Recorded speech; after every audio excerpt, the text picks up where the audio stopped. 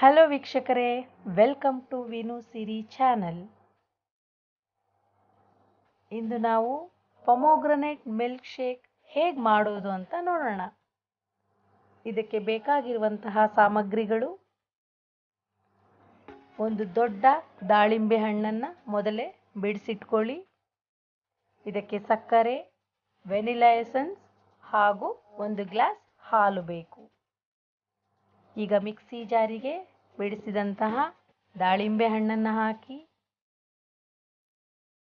2 spoon ಸಕ್ಕರೆಯನ್ನು ಸೇರಿಸ್ಕೊಳ್ಳಿ. ನಂತರ ಮೊದಲೇ ಫ್ರಿಡ್ಜ್ನಲ್ಲಿ ಇಟ್ಟು ತಣ್ಣಗೆ ಮಾಡಿದಂತಹ 1 ಗ್ಲಾಸ್ ಹಾಲನ್ನು ಹಾಕಿ, ಆಮೇಲೆ ಒಂದು 2-3 ಡ್ರಾಪ್ಸ್ ಮಾತ್ರ ವೆನಿಲಾ ಎಸೆನ್ಸನ್ನು ಹಾಕಿ ವೀಕ್ಷಕರೇ. ಈಗ ಅದನ್ನು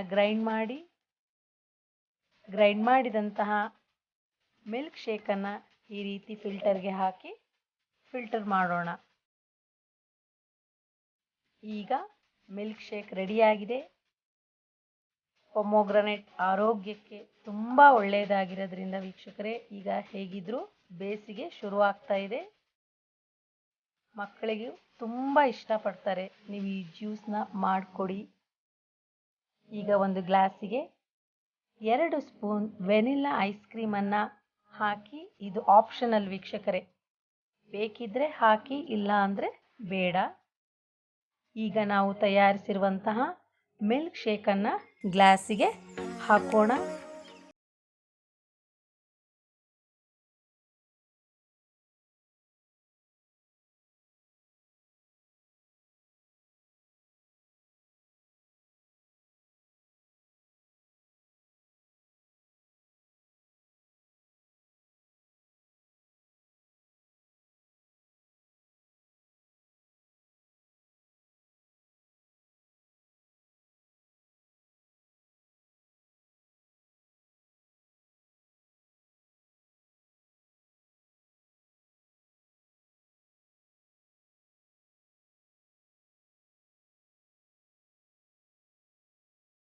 ಲೈಕ್, ಶೇರ್ ಆ್ಯಂಡ್ ಸಬ್ಸ್ಕ್ರೈಬ್ ಮಾಡಿ.